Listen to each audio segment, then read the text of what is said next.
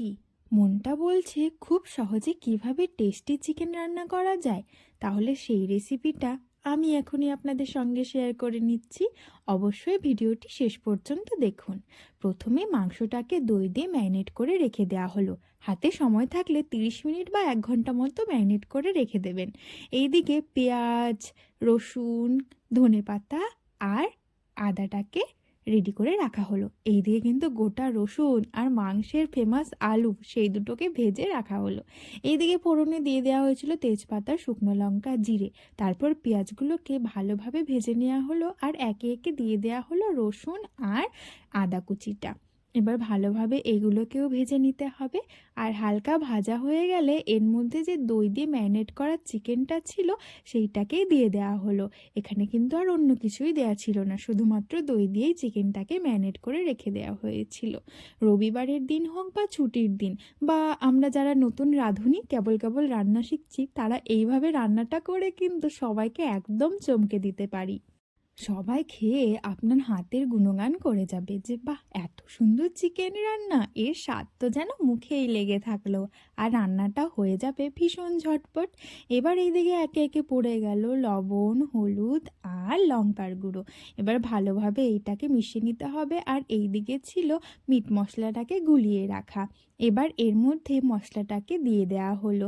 ব্যাস, এরপর এটাকে ভালোভাবে নাড়াচাড়া করে মিশিয়ে নিতে হবে। আর মাংসের থেকেই কিন্তু জলটা ছেড়ে দিয়েছে, এখানে কিন্তু কোনো রকম জল দেয়া হয়নি। এবার মাংসটাকে ভালোভাবে কষিয়ে নিতে হবে।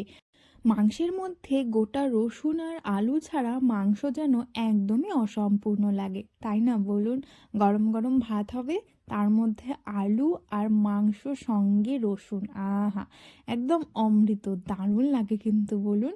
মাংসে তো আমরা সকলেই রসুন খেতে ভীষণ ভালোবাসি।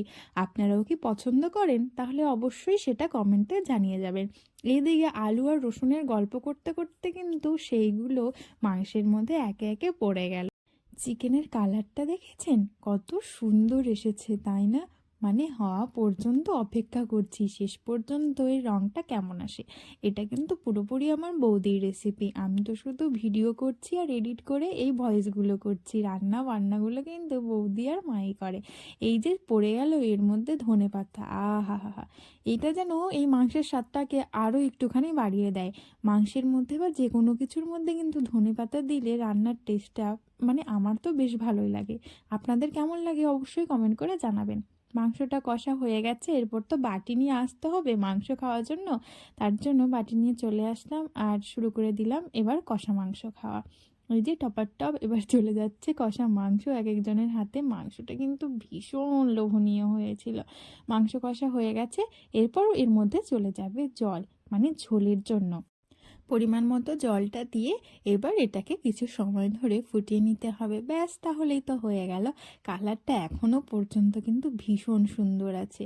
এরপর নামানোর আগে আরও একটুখানি ধনেপাতা কুচি ওপর দিয়ে ছড়িয়ে দিলেই কিন্তু একদমই তৈরি হয়ে গেল। তার মাঝখানে নুন ঝাল কেমন হয়েছে সেটা কিন্তু অবশ্যই একবার টেস্ট করে নেবেন।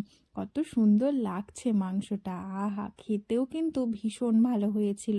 তাহলে আজকের আমার এই চিকেনের রেসিপিটা কেমন লাগলো অবশ্যই সেটা কমেন্ট করে জানিয়ে যাবেন।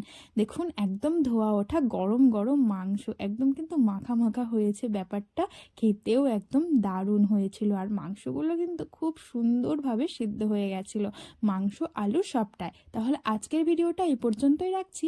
টাটা, সকলেই ভালো